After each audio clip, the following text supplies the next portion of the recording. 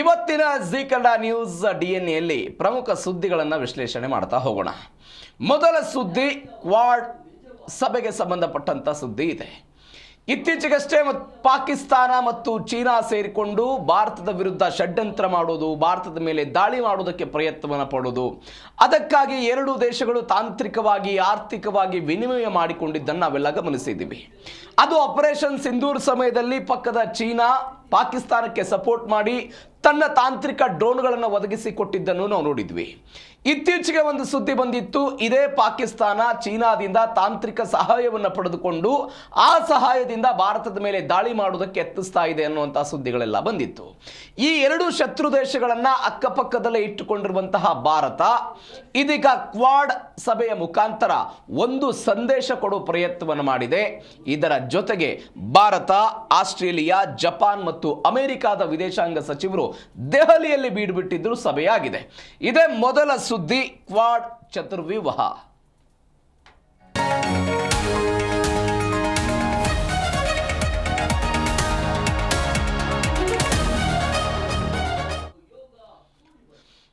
Bharat, America, Japan ಮತ್ತು Australia ದೇಶಗಳ ವಿದೇಶಾಂಗ ಸಚಿವರು ರಾಷ್ಟ್ರ ರಾಜಧಾನಿ ದೆಹಲಿಯಲ್ಲಿ ಹೈ ವೋಲ್ಟೇಜ್ ಸಭೆ ನಡೆಸಿದರು. ಈ ಹೈ ವೋಲ್ಟೇಜ್ ಸಭೆಯಲ್ಲಿ ಚೀನಾಗೆ ಎಚ್ಚರಿಕೆ ಕೊಡೋ ಪ್ರಯತ್ನ ಆಯಿತು, ಭಯೋತ್ಪಾದನೆಯ ವಿರುದ್ಧ ಎಚ್ಚರಿಕೆ ಕೊಡೋ ಪ್ರಯತ್ನವನ್ನು ಆಯಿತು. ಅದರಲ್ಲೂ ವಿಶೇಷವಾಗಿ ಗಡಿಯಾಚೆಗಿನ ಭಯೋತ್ಪಾದನೆಯ ವಿರುದ್ಧ ಈ 4 ದೇಶಗಳು, ಕ್ವಾಡ್ನ ಸದಸ್ಯ ರಾಷ್ಟ್ರಗಳು ಏನಿದೆ 4, 2004ರಲ್ಲಿ ಶುರುವಾದಂತಹ ಕ್ವಾಡ್ ಇದು ಅವತ್ತಿನಿಂದ ಇಲ್ಲಿಯ ತನಕವೂ ಕೂಡ ಚೀನಾದ ವಿರುದ್ಧ ಅಥವಾ ಚೀನಾ ಮಾಡ್ತಾ ಇರುವಂತಹ ಏಕಸ್ವಾಮ್ಯದ ಆಧಿಪತ್ಯ ಏನಿದೆ ಸಮುದ್ರದಲ್ಲಿ, ಅದರ ವಿರುದ್ಧ ಹೋರಾಟ ಮಾಡೋದು, ಅದರ ಭಾಗವಾಗಿ ಬೇರೆ ಬೇರೆ ದೇಶಗಳ ರಕ್ಷಣೆ ಮಾಡೋದು ಮತ್ತು ತಮ್ಮ ಕಾವಲಿಗೂ ಕೂಡ ಅತ್ಯುತ್ತಮವಾದಂತಹ ತಾಂತ್ರಿಕತೆಯನ್ನು ಬಳಸಿಕೊಂಡು ಕೆಲಸ ಮಾಡುವಂತಹ ಕ್ವಾಡ್ ಸದಸ್ಯ ರಾಷ್ಟ್ರಗಳಿವು. ಇದೀಗ ಅದರ ಸಭೆ ದೆಹಲಿಯಲ್ಲಿ ಆಯಿತು, ಇಂಡೋ ಪೆಸಿಫಿಕ್ ವಲಯದ ಭವಿಷ್ಯವನ್ನು ನಿರ್ಧಾರ ಮಾಡೋದಕ್ಕೆ. ಇದೇ ಇಂಡೋ ಪೆಸಿಫಿಕ್ನಲ್ಲಿ ಸಮುದ್ರದ ಉಪಟಳವನ್ನು ಅನೇಕ ವರ್ಷಗಳಿಂದ ಚೀನಾ ಮಾಡ್ತಾ ಬಂದಿದೆ. ಈ ಚೀನಾದ ಉಪಟಳ ಏನಿದೆ, ಆ ಚೀನಾದ ಉಪಟಳವನ್ನು ತಗ್ಗಿಸಬೇಕು ಅನ್ನೋ ಕಾರಣಕ್ಕಾಗಿಯೇ ಒಂದು ಮಹತ್ವದ ಸಭೆ ಆಯಿತು. ದೆಹಲಿಯಲ್ಲಿ ಕೆಲವೊಂದಿಷ್ಟು ಘೋಷಣೆಗಳನ್ನು ಮಾಡಿದ್ದಾರೆ ಇದರ ವಿರುದ್ಧವಾಗಿ. ಹಾಗಾದರೆ ಏನದು ಘೋಷಣೆ? ಇದರಿಂದ ಚೀನಾದ ಪ್ರಭಾವ ಇಂಡೋ ಪೆಸಿಫಿಕ್ನಲ್ಲಿ ಹೇಗೆ ಕಡಿಮೆ ಆಗುತ್ತೆ, ಏನೆಲ್ಲ ಆಗ್ಬೋದು, ಡೀಟೇಲ್ಸ್ ಆಗಿ ನೋಡ್ತಾ ಹೋಗೋಣ ಒಂದೊಂದಾಗಿ. ದೆಹಲಿಯಲ್ಲಿ ಕ್ವಾಡ್ ಚತುರ್ವ್ಯೂಹ ಏನೇನಾಯಿತು ದೆಹಲಿಯಲ್ಲಿ? ಡೀಟೇಲ್ಸ್. ರಾಷ್ಟ್ರ ರಾಜಧಾನಿ ದೆಹಲಿಯಲ್ಲಿ ಕ್ವಾಡ್ ವಿದೇಶಾಂಗ ಸಚಿವರ ಐತಿಹಾಸಿಕ ಸಮಾವೇಶ ಆಯಿತು. ಎಲ್ಲ ಸಚಿವರೆಲ್ಲ ಭಾಗವಹಿಸಿದ್ರು, 4 ದೇಶಗಳ ಸಚಿವರು. ವಿದೇಶಾಂಗ ಸಚಿವ ಎಸ್ ಜೈಶಂಕರ್ ನೇತೃತ್ವದಲ್ಲಿ ಹೈ ಲೆವೆಲ್ ಸಭೆ ಆಯಿತು. ಅಮೆರಿಕ, ಜಪಾನ್ ಮತ್ತು ಆಸ್ಟ್ರೇಲಿಯಾದ ವಿದೇಶಾಂಗ ಸಚಿವರೆಲ್ಲ ಭಾಗವಹಿಸಿದ್ರು. ಇಂಡೋ ಪೆಸಿಫಿಕ್ ವಲಯದಲ್ಲಿ ಚೀನಾದ ಪ್ರಾಬಲ್ಯವನ್ನು ಮಟ್ಟ ಹಾಕೋದಕ್ಕೆ ಒಂದು ಮಾಸ್ಟರ್ ಪ್ಲಾನ್ ಮಾಡಿದ್ದಾರೆ. ಕಡಲ ಭದ್ರತೆ, ಇಂಧನ ಭದ್ರತೆ, ಭಯೋತ್ಪಾದನೆ ವಿರುದ್ಧ ಒಂದು ಅಜೆಂಡವನ್ನು ರೂಪಿಸಿಕೊಂಡಿದ್ದಾರೆ. 2026ರ ಜಾಗತಿಕ ರಾಜಕಾರಣದ ದಿಕ್ಕನ್ನು ಬದಲಾವಣೆ ಮಾಡೋದಕ್ಕೆ ಈ ಒಂದು ಸಮಾವೇಶ ಐತಿಹಾಸಿಕವಾದಂಥ ಒಂದು ಹೆಜ್ಜೆಯನ್ನು ಇಟ್ಟಿದೆ. ಇದು ಏನಿದು? ಕ್ವಾಡ್ ಅಂದರೆ ಏನು? ಕ್ವಾಡ್ರಿಲೇಟರ್ ಸೆಕ್ಯೂರಿಟಿ ಡೈಲಾಗ್ ಅಂತ ಕರೀತಾರೆ ಇದನ್ನು. ಇದರಲ್ಲಿ 4 ದೇಶ ಬರುತ್ತೆ, ಭಾರತ, ಅಮೆರಿಕ, ಜಪಾನ್ ಮತ್ತು ಆಸ್ಟ್ರೇಲಿಯಾ. ಈ 4 ಸದಸ್ಯ ರಾಷ್ಟ್ರಗಳಿರುವಂಥದ್ದು ಕ್ವಾಡ್ನಲ್ಲಿ. ಉದ್ದೇಶ ಏನಾಗಿತ್ತು? ಉದ್ದೇಶ ಒಂದ್ಸಗಿ ಇಂಡೋ ಪೆಸಿಫಿಕ್ ವಲಯವನ್ನು ಕಾಪಾಡುವುದೇ ಇದರ ಮೂಲ ಉದ್ದೇಶ ಆಗಿದೆ. ಚೀನಾದ ಉಪಟಳದಿಂದ ಇದನ್ನು ಕಾಪಾಡಬೇಕು ಅಂತ. ಏನಾಯಿತು ಬೆಳವಣಿಗೆಯನ್ನು ಸ್ವಲ್ಪ ನೋಡಿಬಿಡೋಣ. 2004ರಲ್ಲಿ ಹಿಂದೂ ಮಹಾಸಾಗರದಲ್ಲಿ ಒಂದು ದೊಡ್ಡ ಸುನಾಮಿ ಆಗುತ್ತೆ. ಈ ಸುನಾಮಿ ಬಂದಾಗ ಇದನ್ನು ನಾವು ರಕ್ಷಣೆ ಮಾಡ್ತೀವಿ ಅಂಥೇಳಿ ಈ 4 ದೇಶಗಳು 2004ರಲ್ಲಿ ಕೆಲಸ ಮಾಡುತ್ತೆ. 2007ರಲ್ಲಿ ಏನಾಯಿತು? ಜಪಾನಿನ ಅವತ್ತಿನ ಪ್ರೈಮ್ ಮಿನಿಸ್ಟರ್ ಆಗಿದ್ದಂಥ ಶಿಂಜೋ ಅಬೆ ಅವರು ಒಂದು ಪರಿಕಲ್ಪನೆಯನ್ನು ಕೊಡ್ತಾರೆ, ಇಂಥದ್ದೊಂದು ಒಕ್ಕೂಟವನ್ನು ನಾವು ಮಾಡ್ಕೊಳ್ಳೋಣ ಅಂತ. ಆ ಒಕ್ಕೂಟದ ಭಾಗವಾಗಿ ಕ್ವಾಡ್ ಅನ್ನುವಂಥದ್ದು ಅಧಿಕೃತವಾಗಿ ಚಾಲನೆಗೆ ಬಂತು. 2007ರಲ್ಲಿ ಇದೇನೋ ಒಕ್ಕೂಟ ಚಾಲನೆಗೆ ಬಂತು. 10 ವರ್ಷಗಳ ಕಾಲ, ಅಂದರೆ 2007ರಿಂದ 2017ರ ತನಕವೂ ಕೂಡ ಸಂಪೂರ್ಣವಾಗಿ ನಿಷ್ಕ್ರಿಯ ಆಗಿತ್ತು. 2017ರ ತನಕ ಅಲ್ಲಿ ಒಂದು ಮನೀಲಾದಲ್ಲಿ ಒಂದು ಶೃಂಗಸಭೆ ನಡೆಯುತ್ತೆ ಮನೀಲಾದಲ್ಲಿ. ಆ ಮನೀಲಾದಲ್ಲಿ ಈ ಒಕ್ಕೂಟಕ್ಕೆ ಒಂದು ಹೊಸ ಜೀವವನ್ನು ಕೊಡೋ ಪ್ರಯತ್ನವನ್ನು ಮಾಡ್ತಾರೆ. ಅವತ್ತಿನಿಂದ ಇವತ್ತಿನ ತನಕವೂ ಕೂಡ ಇದು ಕೆಲಸವನ್ನು ಮಾಡ್ಕೊಂಡು ಬಂದಿರೋದು. ಅದರ ಭಾಗವಾಗಿ ಇದೀಗ ದೆಹಲಿಯಲ್ಲಿ ಸಭೆ ನಡೆದಿದೆ. 2026ರಲ್ಲಿ ಜೈಶಂಕರ್ ಇದ್ರು, ಅಮೆರಿಕಾದ ಮಾರ್ಕ್ ರೂಬಿಯೋ ಭಾಗವಹಿಸಿದ್ರು, ಆಸ್ಟ್ರೇಲಿಯಾದ ಪೆನ್ನಿ ವಾಂಗ್ ವಿದೇಶಾಂಗ ಸಚಿವರು ಇವರು, ಜಪಾನ್ನ ತೊಶಿಮಿತ್ಸು ಮೊಟೆಗಿ ಇವರೆಲ್ಲ ವಿದೇಶಾಂಗ ಸಚಿವರೆಲ್ಲ ಇದರಲ್ಲಿ ಭಾಗವಹಿಸಿದ್ರು.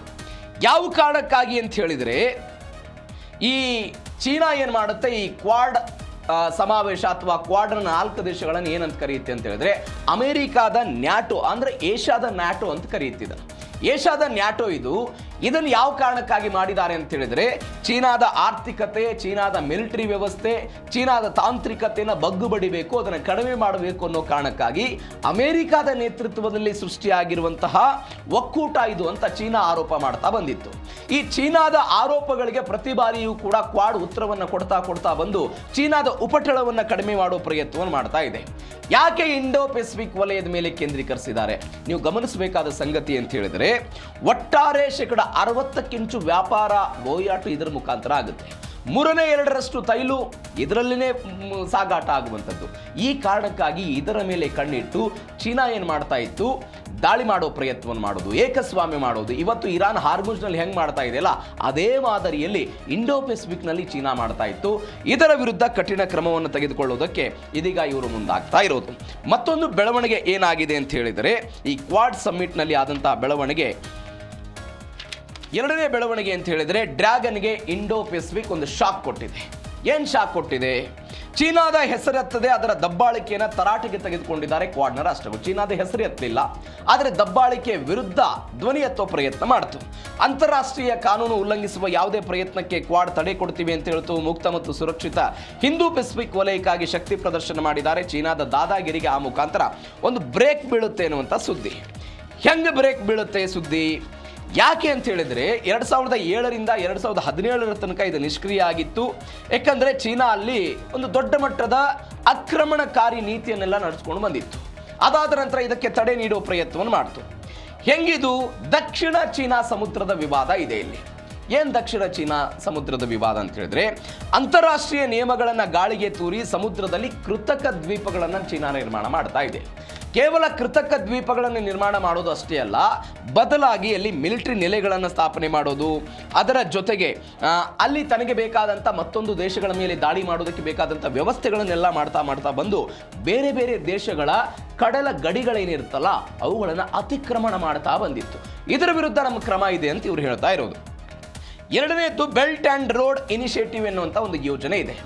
ಏನಿದು ಬೆಲ್ಟ್ ಆ್ಯಂಡ್ ರೋಡ್ ಇನಿಷಿಯೇಟಿವ್ ಅನ್ನೋದು? ಬೇರೆ ಬೇರೆ ದೇಶಗಳಿಗೆ ಸಾಲ ಕೊಡೋ ಯೋಜನೆ ಇದು. ಬೇರೆ ಬೇರೆ ಶ್ರೀಲಂಕಾ, ಮಯನ್ಮಾರು, ಪಕ್ಕದ ಪಾಕಿಸ್ತಾನ ಇಂತಹ ದೇಶಗಳಿಗೆ ಸಾಲ ಕೊಟ್ಟು ಅವರನ್ನು ಸಾಲದಲ್ಲಿ ಸಿಕ್ಕಾಕೊಳಿಸ್ಬೋದು. ಅದಾದ ನಂತರ ಸಾಲ ವಾಪಸ್ ರಿಕವರಿ ಆಗದೆ ಇದ್ದಾಗ ಆ ಬಂದರುಗಳೇನಿರುತ್ತಲ್ಲ ಅವುಗಳನ್ನು ಲೀಸಿಗೆ ತಗೊಳ್ಳೋದು, ತನ್ನ ವ್ಯಾಪ್ತಿಗೆ ತೆಗೆದುಕೊಳ್ಳೋದು. ಇದಕ್ಕೊಂದು ಬೆಸ್ಟ್ ಎಕ್ಸಾಂಪಲ್ ಯಾವುದು ಅಂತ ಹೇಳಿದ್ರೆ 2017ರಲ್ಲಿ ಶ್ರೀಲಂಕಾದ ಹಂಬನ್ತೋಟ್ ಬಂದರನ್ನು 99 ವರ್ಷಗಳ ಕಾಲ ಇದೇ ಚೀನಾ ತನ್ನ ವ್ಯಾಪ್ತಿಗೆ ಲೀಸ್ ಅನ್ನು ತೆಗೆದುಕೊಂಡಿದೆ. ಪಾಕಿಸ್ತಾನಕ್ಕೆ ಸಾಲ ಕೊಟ್ಟಿದೆ, ಮಾಲ್ಡೀವ್ಸಿಗೆ ಸಾಲ ಕೊಟ್ಟಿದೆ. ಇದನ್ನು ತಗ್ಗಿಸಬೇಕು ಅನ್ನೋ ಪ್ರಯತ್ನದ ಭಾಗವಾಗಿ ಇದೀಗ ಇಂಡೋ ಪೆಸಿಫಿಕ್ ಅಂದರೆ ಈ ಮುಖಾಂತರ ಕ್ವಾಡ್ನವರು ಒಂದು ಎಚ್ಚರಿಕೆ ಕೊಡೋ ಪ್ರಯತ್ನವನ್ನು ಮಾಡಿದ್ದಾರೆ.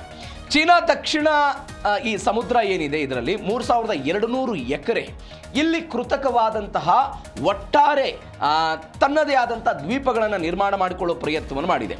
ಇಲ್ಲಿ ರನ್ವೇ ಇದೆ, ಯುದ್ಧ ವಿಮಾನದ ಹ್ಯಾಂಗರ್ಗಳಿದೆ, HQ-9 ವಿಮಾನ ವಿರೋಧಿ ಕ್ಷಿಪಣಿಗಳನ್ನು ನಿಯೋಜನೆ ಮಾಡಿದೆ. ಯಾಕೆ ಇದು ಬೆಳವಣಿಗೆ ಅಂತ ನೋಡಿದರೆ ಯಾವ ಚೀನಾ ಭಾರತದ ವಿರುದ್ಧ ತನ್ನೆಲ್ಲ ಶಕ್ತಿ ಪ್ರದರ್ಶನ ಮಾಡುತ್ತಲ್ಲ ಅಂತಹ ಚೀನಾದ ಬಳಿ ಒಟ್ಟು 370 ಯುದ್ಧ ನೌಕೆಗಳಿದೆ. 370 ಯುದ್ಧ ನೌಕೆಗಳಿದೆ. ಆದರೆ ಅಮೆರಿಕಾದ ಬಳಿ ಇರುವಂಥ ಯುದ್ಧ ನೌಕೆಗಳ ಸಂಖ್ಯೆ ಕಡಿಮೆ, ಚೀನಾಕ್ಕಿಂತ ಕಡಿಮೆ, ಕೇವಲ 291 ಮಾತ್ರ ಇರೋದು. ಈ ಚೀನಾ ಏನು ಮಾಡ್ತಾ ಇತ್ತು, ಈ ಯುದ್ಧ ನೌಕೆಗಳನ್ನು ಬಳಕೆ ಮಾಡಿಕೊಂಡು ಇದೇ ದಕ್ಷಿಣ ಚೀನಾ ಸಮುದ್ರದ ಮುಖಾಂತರ ಏನು ಮಾಡ್ತಾ ಇತ್ತದು, ಬೆದರಿಕೆ ಹಾಕೋ ಪ್ರಯತ್ನವನ್ನು ಮಾಡ್ತಾ ಇತ್ತು. ಇದೀಗ ಇದಕ್ಕೆ ಕ್ವಾಡ್ ಪ್ರತಿಕ್ರಿಯೆ ಕೊಟ್ಟಿದೆ. ಚೀನಾ ಹಡಗುಗಳ ಮೇಲೆ ಉಪಗ್ರಹಗಳ ಮುಖಾಂತರ ನಾವು ಅದನ್ನು ಕಣ್ಣಿಡ್ತೀವಿ, ಅದೆಲ್ಲೆಲ್ಲಿ ಹೋಗುತ್ತೆ, ಏನು ಮಾಡುತ್ತೆ ಎಲ್ಲವನ್ನು ಕೂಡ ನಾವು ನೋಡ್ತೀವಿ ಅಂತ. ಈ ಚೀನಾದ ಸಾಲದ ವ್ಯವಸ್ಥೆ ಇದೆಯಲ್ಲ, ಆ ಚೀನಾದ ಸಾಲದ ವ್ಯವಸ್ಥೆಯನ್ನು ತಪ್ಪಿಸೋದಕ್ಕೆ $50 ಬಿಲಿಯನ್ ಹೂಡಿಕೆಯನ್ನು ಮಾಡ್ತೀವಿ, ಇಂಡೋ ಪೆಸಿಫಿಕ್ನಲ್ಲಿ ಮೂಲ ಸೌಕರ್ಯಗಳನ್ನು ತೆಗೆದುಕೊಂಡು ಬರ್ತೀವಿ ಅಂತ ನಿನ್ನೆ ದೆಹಲಿಯಲ್ಲಿ ಆದಂತಹ ಕ್ವಾಡ್ ಸಮಾವೇಶದಲ್ಲಿ ಹೇಳಲಾಗಿದೆ. ಬಲಶಾಲಿಯಾಗಿದ್ದೇ ಕಾನೂನನ್ನು ಮುಂದುವರಿಸೋದಕ್ಕೆ ಸಾಧ್ಯ ಇಲ್ಲ. ನಾವು ಅಂತಾರಾಷ್ಟ್ರೀಯ ಸಾಗರ ನಿಯಮದ ಬಗ್ಗೆ ಈ ಹಾರ್ಮುಜ್ನಲ್ಲಿ ಮಾತನಾಡ್ತಾ ಇದ್ದೇವೆ, ಇರಾನ್ ಅದನ್ನು ಉಲ್ಲಂಘನೆ ಮಾಡ್ತಾ ಇದೆ ಟೋಲ್ ವಿಧಿಸುವ ಮುಖಾಂತರ ಅಂತ. ಇದೀಗ ಕ್ವಾಡ್ ಕೂಡ ಅದನ್ನೇ ಹೇಳ್ತಾ ಇದೆ. ಚೀನಾ ಏನೋ ಬಲಿಷ್ಠವಾಗಿದೆ ಅನ್ನೋ ಕಾರಣಕ್ಕಾಗಿ ಅಂತಾರಾಷ್ಟ್ರೀಯ ನಿಯಮಗಳನ್ನು ಯಾವುದೇ ಕಾರಣಕ್ಕೂ ಮೀರಬಾರದು, ಅದನ್ನು ಮೀರಿದರೆ ಅದಕ್ಕೆ ಹೊಡೆತ ತಿನ್ನಬೇಕಾದಂತಹ ಪರಿಸ್ಥಿತಿ ಬರುತ್ತೆ ಅಂತ ಕ್ವಾಡ್ ಒಂದು ಎಚ್ಚರಿಕೆ ಕೊಡೋ ಪ್ರಯತ್ನವನ್ನು ಮಾಡಿದೆ.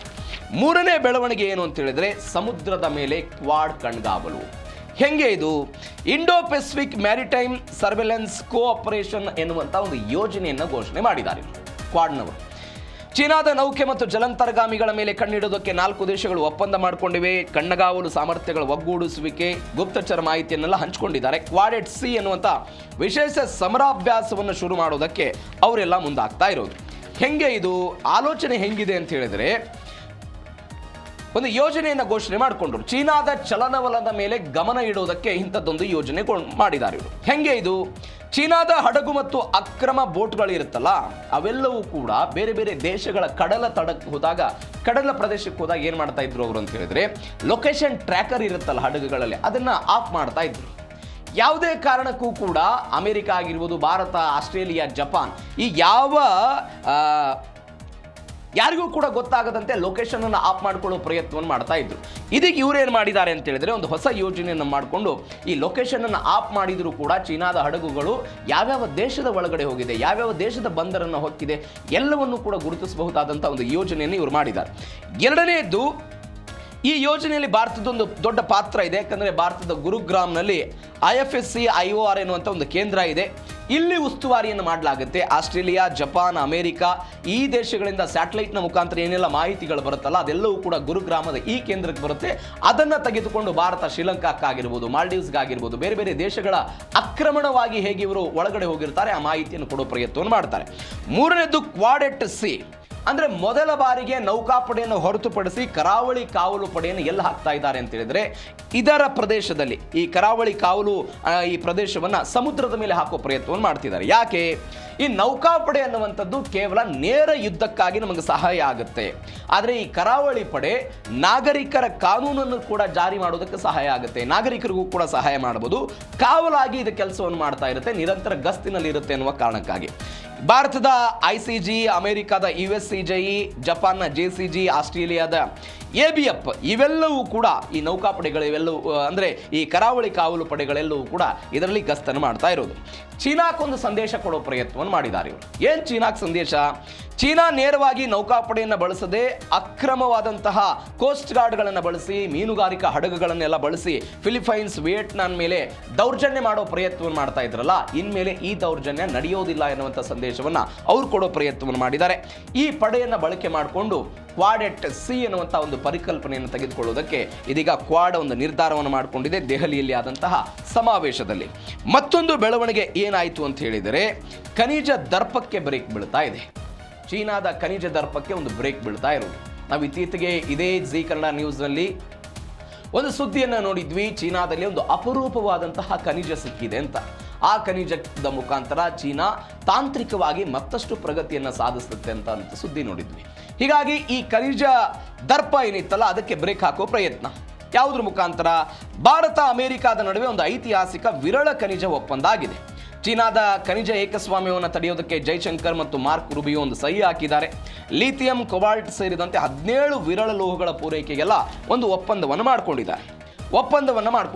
ಏನಿದು ಒಪ್ಪಂದ ಅಂತ ಹೇಳಿದ್ರೆ, ಚೀನಾದ ಏಕಸ್ವಾಮ್ಯವನ್ನು ಮುರಿಬೇಕು ಅನ್ನೋ ಕಾರಣಕ್ಕಾಗಿ ಭಾರತ ಮತ್ತು ಅಮೆರಿಕ ಮಾಡಿಕೊಂಡಿರುವಂತಹ ಒಂದು ಒಪ್ಪಂದ ಇದು. ಜೈಶಂಕರ್ ಮತ್ತು ಮಾರ್ಕ್ ರೂಬಿಯೋ ಅವರಲ್ಲಿ ಸಹಿ ಹಾಕಿದ್ರು. ಲಿಥಿಯಂ, ಕೊಬಾಲ್ಟ್, ನಿಕಲ್, ಗ್ರಾಫೈಟ್ ಇವೆಲ್ಲದಕ್ಕಿಂತಲೂ ಕೂಡ ಸೇರಿಕೊಂಡು 17ಕ್ಕೂ ಅಧಿಕ ಅಪರೂಪದ ಖನಿಜ ಅದನ್ನು ಪೂರೈಕೆ ಮಾಡೋದು, ಸಂಸ್ಕರಣೆ ಮಾಡೋದು, ಅದನ್ನು ತಾಂತ್ರಿಕವಾಗಿ ಅದನ್ನು ಉಭಯ ದೇಶಗಳ ನಡುವೆ ಹಂಚಿಕೆ ಮಾಡುವಂತಹ ಒಂದು ಒಪ್ಪಂದ ಇದು. ಏನು ಕಾರಣ ಇದು? ಇಡೀ ಜಗತ್ತಿನ 70% to 80% ಈ ವಿರಳ ಖನಿಜ ಏನಿದೆ ಇವೆಲ್ಲವೂ ಕೂಡ ಸಂಸ್ಕರಣೆ ಆಗೋದು ಮತ್ತು ಪೂರೈಕೆ ಆಗೋದು ಚೀನಾದಿಂದ. ಭಾರತವು ಕೂಡ ಅತಿ ಹೆಚ್ಚು ಡಿಪೆಂಡೆನ್ಸಿ ಇದೆ. ಚೀನಾ ಅದರ ಒಂದರ ಕೈಯಲ್ಲಿ 70% to 80% ಇದೆ. ಮತ್ತೊಂದು ಭಾಗ ಏನು ಮಾಡ್ತಾ ಇದೆ ಚೀನಾ, ಇದನ್ನು ಈ ಸಮೃದ್ಧವಾದಂಥ ಖನಿಜವನ್ನು ತನ್ನ ಬಳಿ ಇಟ್ಕೊಂಡು ನನಗೆ ಬೇಕಾದಾಗ ಪೂರೈಕೆ ಮಾಡ್ತೀನಿ, ಬೇಡವಂದಾಗ ನಾನು ಸ್ಟಾಪ್ ಮಾಡಿಬಿಡ್ತೀನಿ ಅಂತ 2023ರಲ್ಲಿ ಒಂದ್ಸರಿ ಸ್ಟಾಪ್ ಮಾಡಿದ್ರು. ಬ್ಲಾಕ್ ಮೇಲ್ ಮಾಡೋ ಪ್ರಯತ್ನವನ್ನು ಮಾಡ್ತಾ ಇದ್ದಾರೆ. ಹೀಗಾಗಿ ಆ ಬ್ಲಾಕ್ ಮೇಲ್ ತಂತ್ರದಿಂದ ಭಾರತ ಮತ್ತು ಅಮೆರಿಕ ಹೊರಗೆ ಬರ್ಬೋದು. ಅದಕ್ಕಾಗಿ ಇದು ಉಪಯೋಗ ಆಗ್ತಾ ಇದೆ. ನೀವು ಮೊಬೈಲ್ ಫೋನು, ಲ್ಯಾಪ್ಟಾಪ್ ಮತ್ತು AI ಈ ಎಲ್ಲದರಲ್ಲಿಯೂ ಕೂಡ ಈ ಬೇರೆ ಬೇರೆ ವಸ್ತುಗಳು ಬೇಕಾಗುತ್ತಲ್ಲ, ಅದಕ್ಕಾಗಿ ಈ ಮೇಕ್ ಇನ್ ಇಂಡಿಯಾ ಎನ್ನುವಂಥದ್ದು ಒಂದು ಭಾಗ ಇದೆ ಕೇಂದ್ರ ಸರ್ಕಾರದ್ದು. ಇದಕ್ಕೂ ಕೂಡ ಭಾರತ ಮತ್ತು ಅಮೆರಿಕದ ಈ ಒಪ್ಪಂದ ಸಹಾಯ ಆಗುತ್ತೆ ಅಂತ. ಮತ್ತೊಂದು ಕಡೆ ಭಾರತದಲ್ಲಿ EV ಕ್ರಾಂತಿ ಆಗ್ತಾ ಇದೆ. ಎಲೆಕ್ಟ್ರಿಕ್ ವೆಹಿಕಲ್ಗಳನ್ನು ಹೆಚ್ಚು ಬಳಕೆ ಮಾಡ್ತಾ ಇದ್ದೀವಿ. ಇದರಲ್ಲಿ ಸೋಲಾರ್ ಪ್ಯಾನೆಲ್ ತಯಾರಿಕೆಗೆ ಲಿಥಿಯಂ ಮತ್ತು ಕೊಬಾಲ್ಟ್ ಅತ್ಯವಶ್ಯಕವಾಗಿ ಬೇಕಾಗೋದು. ಇದರ ಮೇಲೆಯೂ ಕೂಡ ನಾವು ಚೀನಾದ ಮೇಲೆ ಜಾಸ್ತಿ ಡಿಪೆಂಡೆನ್ಸಿ ಇದ್ದೀವಿ. ಈಗ ಆ ಪ್ರಮಾಣ ಕಡಿಮೆ ಆಗುತ್ತೆ. ಹೆಂಗಾಗುತ್ತೆ ಅಂತ ಹೇಳಿದ್ರೆ, EV ಬ್ಯಾಟ್ರಿಗೆ ಲಿಥಿಯಂ ಬೇಕಾಗುತ್ತೆ. ಈ ಲಿಥಿಯಂ 60% ಸಂಸ್ಕರಣೆ ಚೀನಾದಲ್ಲೇ ಆಗುತ್ತೆ, 60% ಅಲ್ಲೇ ಆಗುತ್ತೆ. ಹೀಗಾಗಿ ಇವತ್ತೇನು ಮಾಡ್ತಾ ಇದ್ವಿ, ಇದ್ರ ಮೇಲೆ ಡಿಪೆಂಡೆನ್ಸಿಯನ್ನು ಕಡಿಮೆ ಮಾಡಿ ಅಮೆರಿಕಾದ ಜೊತೆಗೆ ಒಂದು ಒಪ್ಪಂದ ಮಾಡಿಕೊಂಡಿದ್ದಕ್ಕೆ ಒಂದು ದಕ್ಷಿಣ ಅಮೆರಿಕಾದ ಅರ್ಜೆಂಟೀನಾ ಮತ್ತು ಚಿಲಿ ದೇಶಗಳಿಂದ ಅಮೆರಿಕ ಅದನ್ನು ತೆಗೆದುಕೊಳ್ಳುತ್ತೆ. ಅದಾದ ನಂತರ ಅದರ ತಾಂತ್ರಿಕತೆಯನ್ನು ಭಾರತಕ್ಕೆ ಅದು ಸಹಾಯ ಮಾಡೋ ಪ್ರಯತ್ನವನ್ನು ಮಾಡುತ್ತೆ. ಇದರಿಂದ ನಮಗೆ 30,000 ಕೋಟಿ ರೂಪಾಯಿ ಇಂಡಿಯಾಗೆ ಲಾಭ ಆಗುತ್ತೆ. 30,000 ಕೋಟಿ ರೂಪಾಯಿ ಅದು ಲಾಭ ಆಗುತ್ತೆ. ಇದು ಭಾರತ ಮತ್ತು ಅಮೆರಿಕದ ನಡುವೆ ಆದಂತಹ ವಿರಳ ಖನಿಜ ಒಪ್ಪಂದದ ಒಟ್ಟಾರೆ ಸಾರಾಂಶ. ಮತ್ತೊಂದು ಬೆಳವಣಿಗೆ ಏನಾಗಿದೆ ಅಂತ ಹೇಳಿದ್ರೆ, ಚೀನಾದ ಸಾಲದ ಸುಳಿಗೆ ಚೆಕ್ಮೇಟ್ ಕೊಡೋ ಪ್ರಯತ್ನವನ್ನು ಇದೇ ಕ್ವಾಡ್ ಸಮಾವೇಶ ಮಾಡಿದೆ. ನಾನು ಅವಾಗಲೇ ಹೇಳ್ತಾ ಇದ್ದೆ, ತನ್ನದೇ ಆದಂತಹ ಒಂದು ಯೋಜನೆ ಇತ್ತು. ಆ ಯೋಜನೆ ಯಾವುದು? ಚೀನಾದ ಬೆಲ್ಟ್ ಆ್ಯಂಡ್ ರೋಡ್ ಎನ್ನುವಂಥ ಒಂದು ಯೋಜನೆ. ಈ ಯೋಜನೆಯ ಮುಖಾಂತರ ಬೇರೆ ಬೇರೆ ದೇಶಗಳಿಗೆ ಸಾಲ ಕೊಡೋ ಪ್ರಯತ್ನವನ್ನು ಮಾಡೋದು. ಸಾಲ ಅಂತ ಹೇಳಿದ್ರೆ ಹಣ ಕೊಡಲ್ಲ ಅವರು, ಹೆಂಗೆ ಅಂತ ಹೇಳ್ತೇನೆ ನಾನು. ಬೇರೆ ಬೇರೆ ದ್ವೀಪ ರಾಷ್ಟ್ರಗಳನ್ನು ವಶಕ್ಕೆ ಪಡೆಯುವಂತಹ ಪ್ರಯತ್ನವನ್ನು ಚೀನಾ ಮಾಡ್ತಾ ಇತ್ತು. ಅದಕ್ಕೆ ಈಗ ಇವರು ಏನು ಮಾಡಿದ್ದಾರೆ, ಇದು ಒಂದು ಬೇರೆದಾದಂಥ ಹೂಡಿಕೆ ಮಾಡೋ ಪ್ರಯತ್ನವನ್ನು ಮಾಡ್ತಾ ಇದೆ. ಬೆಲ್ಟ್ ಆ್ಯಂಡ್ ರೋಡ್ ಯೋಜನೆ ಇದು. ನೇರ ನಗದನ್ನು ಕೊಡಲ್ಲ ಇವರು. ಸಾಲದ ಯೋಜನೆ ನೋಡಿ ಚೀನಾದ್ದು, ನೇರವಾಗಿ ಹಣ ಕೊಡಲ್ಲ ಇವರು. ಏನು ಮಾಡ್ತಾರೆ, ಚೀನಾದ ಸರ್ಕಾರಿ ಸ್ವಾಮ್ಯದ ಬ್ಯಾಂಕ್ಗಳು ಕೊಡುವಂಥ ಸಾಲದ ನಿಯಮ ಅತ್ಯಂತ ರಹಸ್ಯವಾಗಿರುತ್ತೆ. ಬಡ್ಡಿ ಎಷ್ಟಿರುತ್ತೆ, ಸಾಲ ಎಷ್ಟು ಕೊಡ್ತೀವಿ, ಅಸಲೇನು, ಯಾವಾಗ ಪಾವತಿ ಮಾಡಬೇಕು, ಯಾರಿಗೂ ಕೂಡ ಸಾರ್ವಜನಿಕವಾಗಿ ಗೊತ್ತಾಗಲ್ಲ. ಹೀಗಾಗಿ ರಹಸ್ಯವಾಗಿ ಅವರು ಕೊಡ್ತಾರೆ. ಹೆಚ್ಚಿನ ಬಡ್ಡಿಯ ದರ ಇರುತ್ತೆ.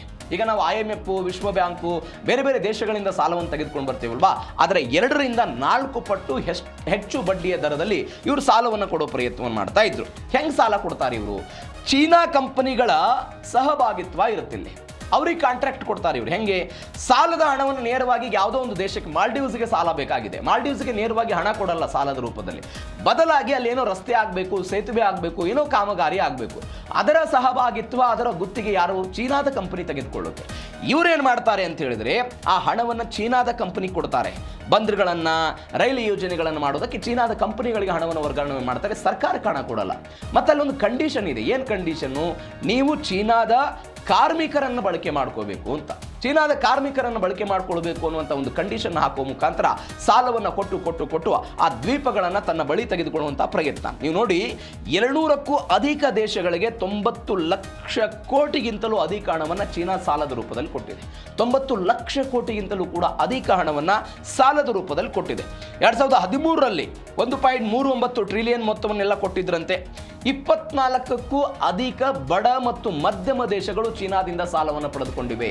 24ಕ್ಕಿಂತ ಅಧಿಕ ಮಧ್ಯಮ ಮತ್ತು ಬಡ ಇವರ ಪರಿಸ್ಥಿತಿ ಹೆಂಗಾಗಿದೆ ಅಂತ ಹೇಳಿದ್ರೆ, ಇವರ ಒಟ್ಟಾರೆ GDPಯ 10% ಚೀನಾದಿಂದ ಸಾಲವನ್ನು ತೆಗೆದುಕೊಂಡವರು ಆಗಿದೆ.